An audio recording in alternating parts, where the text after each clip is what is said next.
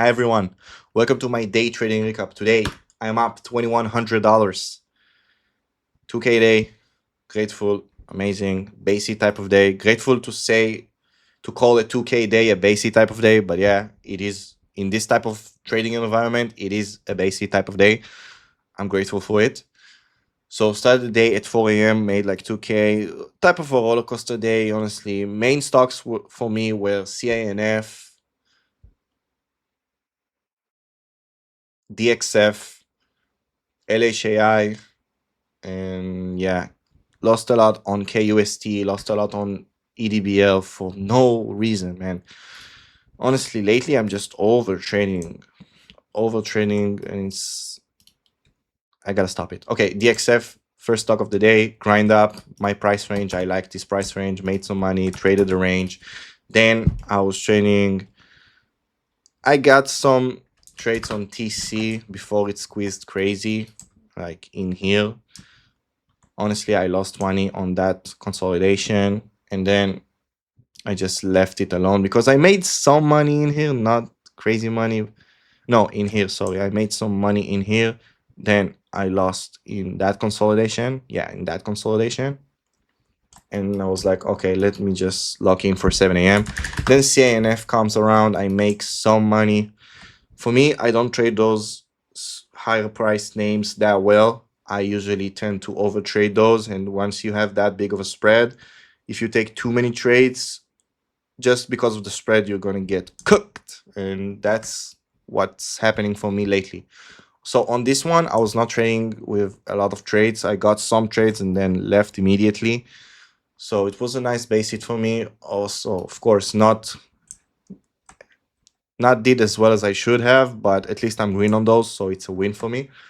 Then I was donating money to the market on ELAB, which is just a bad stock, man. Everybody and their mama that trades small cap know that ELAB is just a bad stock. You should not trade it. Honestly, it had so many sellers and it was so predictable. Initially, I was like, okay, let me just scalp a quick move and see what happens. Got in pretty high with small size. I bag held the trade. I sold for a loss. And then what happened for me is I felt committed to the stock because, hey, I'm red. I should not even trade it.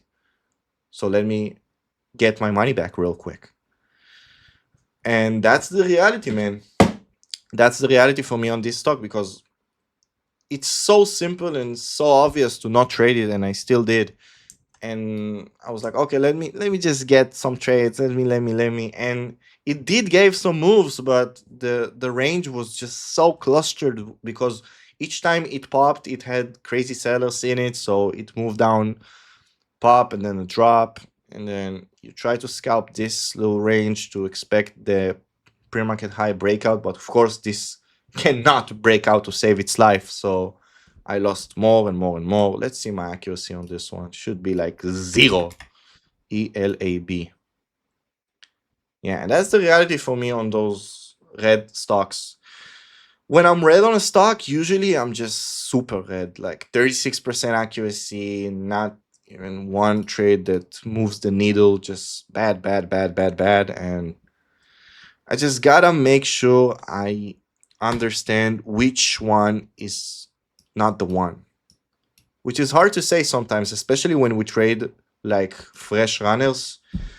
It's hard sometimes to identify which one is just nonsense and which one is the actual one. But that's our job, I guess. Also traded KUSD. Lost a lot of money on those flushes, like trying to time the continuation. And on this red candle, I feel like I got like 3 small losses, which is just, it's not that bad. But once you tried so much and you lose 1 time, 2 time, 3 times, those small losses become together a one big loss, if that makes sense. So that's the issue for me on KUST, because I was initially green on that movie, if I remember correctly. Yeah, on here I was like green, I want to say $150. And on that move, total, I lost like 400. So 550 on that little range. Combined, lost like 400. And then I was trading LHAI. Of course, I had other tickers that I traded, but we want this recap to be on like the most important stocks. So LHAI, man, this thing had such a bad spread. Like I couldn't connect on the initial front side, which was in here. Like not that's the initial front side, but you get what I'm trying to say. Like this little range was so bad for me. I'm trying.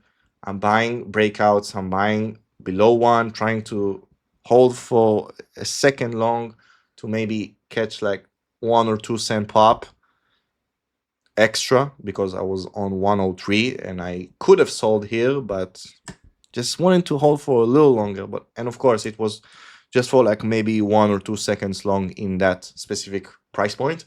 So I was holding and then it flashed on me again in here and just bad trading. And I remember one trade, I feel like it was in here and that I got some bad slippage and it just threw me off completely. I feel like it might be this trade. I can't remember.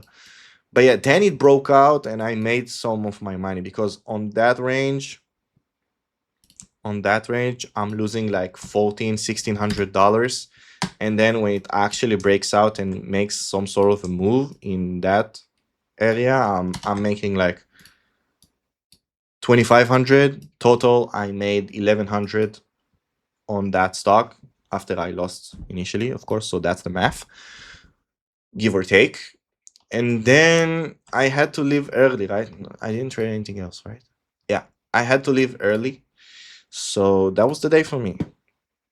Nothing huge, nothing crazy. And the story about this day is me not managing risk as well, not focusing on the right stocks. And it's an issue for me for like forever, I guess.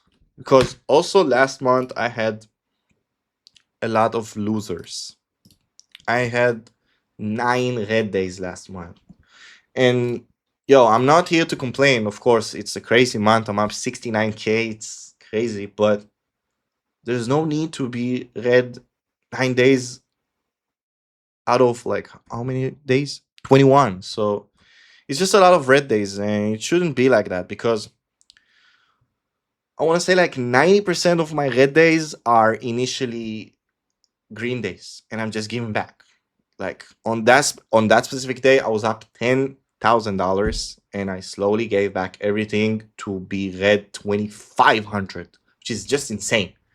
Like this should never happen, of course, but it did happen. Whatever, and I just gotta roll with it. Gotta learn. Gotta study. Gotta do whatever because the solution is not that simple. Sometimes they say day trading and trading in general is just a mental game. You gotta lock in on your mental, focus on what's happening within your own brain, and that's it. And I disagree with it. Of course, there's an element to the psychology of trading, and of course, it is important to put your focus in it. But sometimes, most of the times, it's just type of an edge problem because once you have an edge and you do feel comfortable with it, you have your confidence within you. It's not that hard to execute because if you know what you should know and it 100% should give you money at the end of each, like let's say, month, you will do it. But sometimes, man, it's not that clear. It's not that clear because, especially when we trade with discretion, because discretionary traders sometimes we take decisions within the seconds, in the milliseconds, and it's hard to execute to the best of our ability 100% of the time, at least for me. But I know it's not true for everyone because you can see in MMU chat room, everyone is making crazy money each and every day. And this guy is making crazy money, mighty, making each and every day 3K, 4K, 5K, 7K, 10K. And of course, Marcelo also had his own like troubles and drawdowns. Early May, he was drawing down like 7K. Then he recovered from it. And also on June, he had some FOMO homo issues, but he recovered from it. And of course, I do have my own issues and I do tend to go away and pull away from them and solve them, I should say. But yeah, it's just this game of having an issue with your trading and then having the motivation and the courage to come each and every day and be like, okay, what should I do now in order to fix the issue that I had yesterday or last week? And that's trading right there. And even if you do manage to get a grip on your issues and you feel like you solve them, you better guess they will be back at like a month or two.